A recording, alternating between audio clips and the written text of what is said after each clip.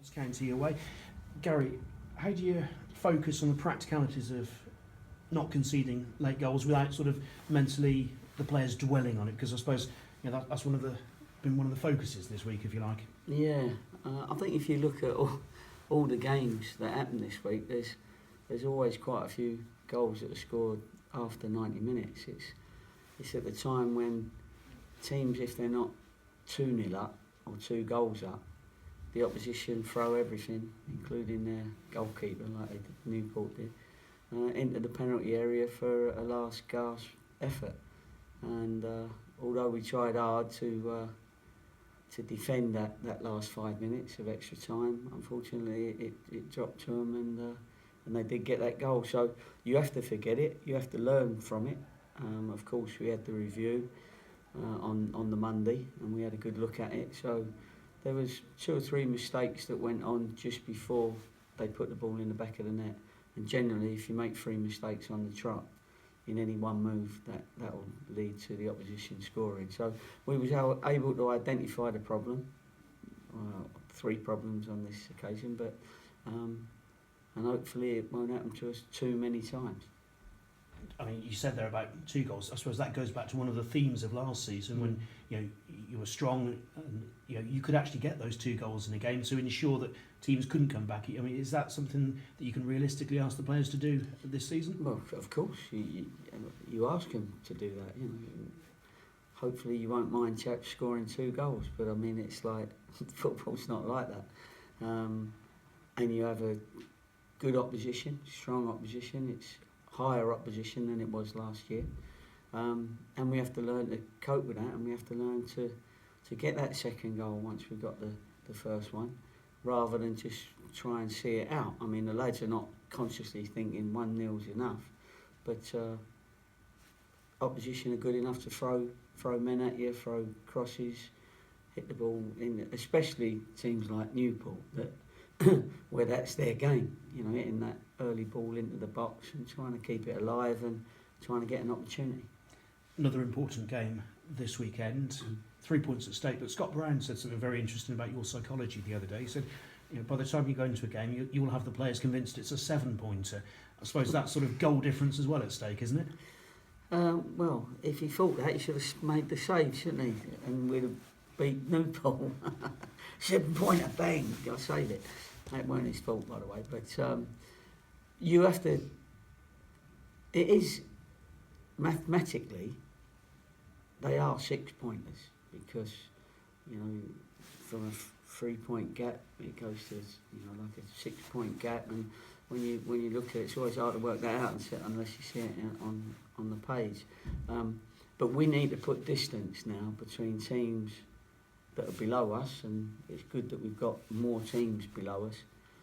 Every time we play them, that's why it becomes a 6-pointer, because you put a little bit more space between you and them. They've got beat and you've won. So we've got 2 or 3 of those coming up, and they're going to be really important. So 7-pointer, I don't quite know when I said that. I think that must have been Gareth Ainsworth at Wycombe, but mine, it's a 6-pointer. They're talking about 12-pointers now, aren't they, somewhere? But I'll keep the 6. And obviously Notts County were on a terrible run, changed the manager. They've got, if you like, that monkey off their back. They've broken that record. How much has Kevin Nolan changed things? Because obviously, as you prepare for a team, sort of new manager does change quite a lot. Yeah, I think a new manager gives a freshness sometimes. That's not promoting that we should get a new manager, but it gives a freshness. And when it happens, and everyone that had the ump and their chin on the floor because they haven't been playing would feel that they got another opportunity or a new opportunity. So that sometimes happens, but I don't think they've changed their tactic that much. He's got them working hard. They're sort of chasing, and they've got the 2 lads up front that are dangerous, Stead and Font. And if they play, then you have to be very wary that they've both got qualities and have both played at a higher level. And he's brought in some experience as well, re-signed himself, and Shola Amiobi as well. So I mean, plenty of experience as well as Stead and Font. Yeah, good experience, and of course, two very good players in the manager and Amiobi. So, listen, it's very difficult to manage itself, let alone play and manage. So we'll have to wait and see whether he decides to do that. And if you see me getting changed, we're right in trouble. Well, you certainly bring some more experience. Thank you very much. In terms of your squad, how are injuries and illnesses? Because obviously there's been a few bouts of illnesses. Thinking Alex Pike going through the squad. Yeah, and that's the same as O'Shaughnessy as well. Why he didn't play against Newport. It's been around, this little bug that we've had, and we're trying to move it out and move it on. But how it is when you've got a group of people. Once it's in your camp, it's very difficult to get rid of it. And we've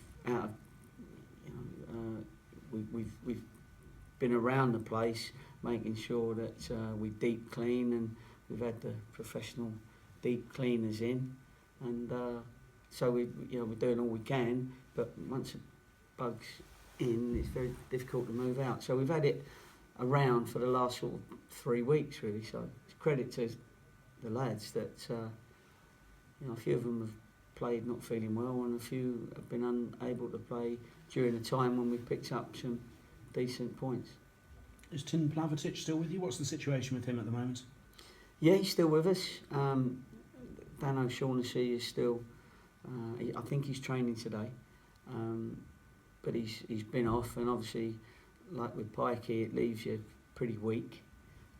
So we're keeping Tim around at the moment to make sure that he's going to be fit.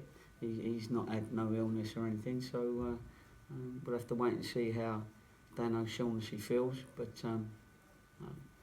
Tim's around anyway, as we said, as insurance. How's Jordan Cranston as well? He's okay, Jordan, and he'll be training.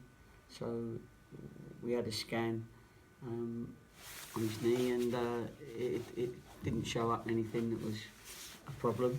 So it was a knock, and he should be over that by the time the weekend comes around. Great news, thank you, good luck.